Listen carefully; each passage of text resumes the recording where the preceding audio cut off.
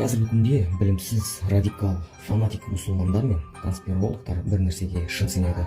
Олардың ойынша Саддам Хусейн мұсылмандардың құтқарушы періштесі болған. Егер ол тірі болып, билігі қолында тұрғанда, Израиль Газаға ешқашан шабуылдамас еді деп сенеді. Бірақ сіздер мына ақиқатты білесіздер ме? 1988 жыл Ирак Халабжа Саддам Хусейннің бұйрығымен өз елінің күрд мұсылмандарына қарсы улы газ қолдануда.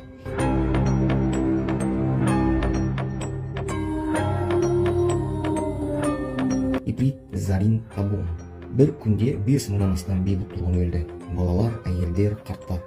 Бұл бір қателік емес еді. Бұл Анфал операциясы деп аталған мемлекеттік деңгейдегі жою саясаты болды.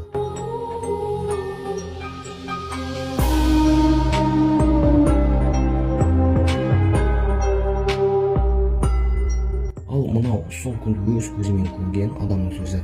Аспанда ақ-қара, кейін сары түсті түтін көрілді. Газ тәтті алма сияқты иіс шығарды. Кейбір адамдар сол жерде құлап бірден өлді.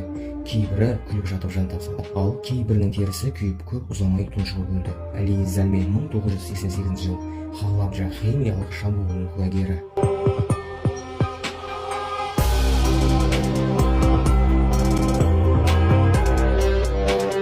Ол мыңдаған адам мүгедекке айналды. Мыңдаған ауыл жер бетінен жойылды. Соған қарапайым. Өз халқына газ тастаған диктатор қалай мұсылмандардың қорғаушысы бола алады? Иә, Газа трагедия, Палестина ауыр жара. Бірақ бір қылмыскерді екінші қылмыскермен ақтау ақиқат емес, өз өзіңді алдау. Тарих эмоцияны емес, фактілерді жақсы көреді. Ал фактілер Саддамды батыр емес, өз халқына қарсы қылмыс жасаған диктатор деп жазды. Сөзімді ресейлік жазушы, тарихшы, философ Мария Степанованың әсерлі цитатасымен аяқтаймын.